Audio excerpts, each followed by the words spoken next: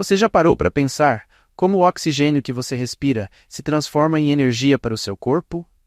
No vídeo de hoje, vamos explorar a fase final da respiração celular, a cadeia transportadora de elétrons, onde a maior parte do ATP, a moeda de energia das células, é produzida. Vamos entender como os elétrons são transportados e como isso gera energia essencial para nossas células. Se você está curioso sobre como seu corpo realmente funciona, este é o vídeo certo para você. Inscreva-se no canal Animabio para mais conteúdo sobre biologia e não perca nada. Vamos começar.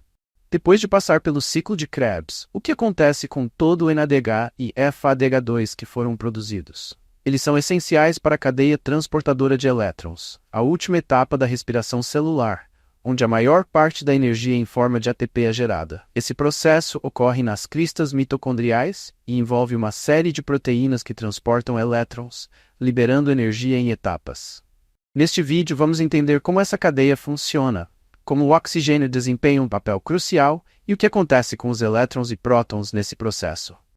Preparado para descobrir o verdadeiro motor das células? A cadeia transportadora de elétrons é a fase final da respiração celular e acontece nas membranas internas das mitocôndrias, mais especificamente nas cristas mitocondriais. Aqui, as moléculas de NADH e FADH2, formadas nas fases anteriores do metabolismo energético, liberam seus elétrons para uma série de complexos enzimáticos. Esses elétrons são transportados ao longo de várias proteínas, como os complexos 1, 2 e CORT.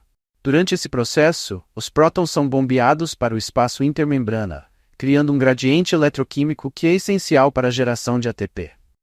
Mas o mais interessante é que o oxigênio é o aceptor final desses elétrons. Isso significa que, sem oxigênio, o processo não pode ser completado.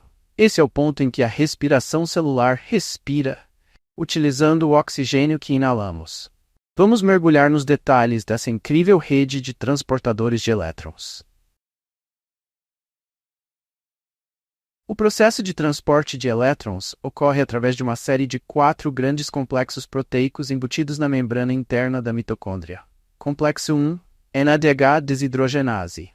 O NADH, transferido do ciclo de Krebs, doa seus elétrons ao complexo 1, onde os elétrons são transferidos para a ubiquinona. Ao mesmo tempo, prótons são bombeados da matriz mitocondrial para o espaço intermembrana, criando um gradiente de prótons.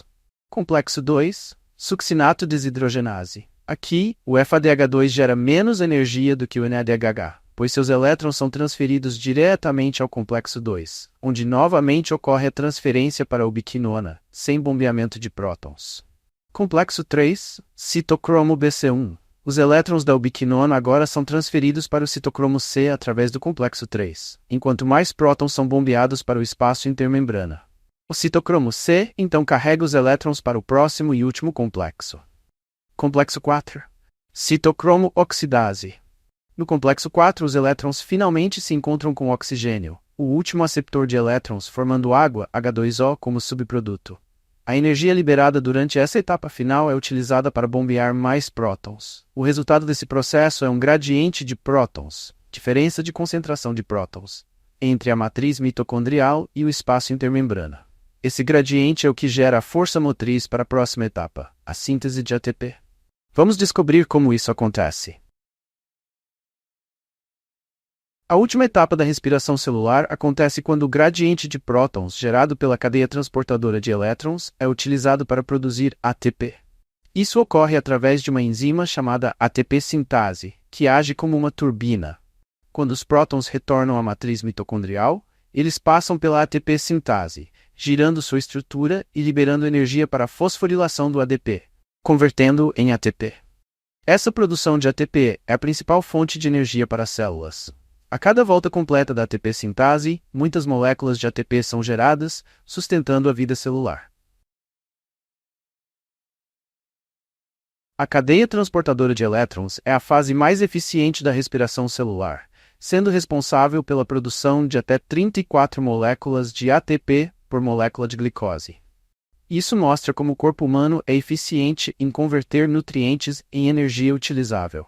Sem esse processo, nossas células não teriam energia suficiente para sustentar funções vitais como a contração muscular, a divisão celular e o transporte de moléculas.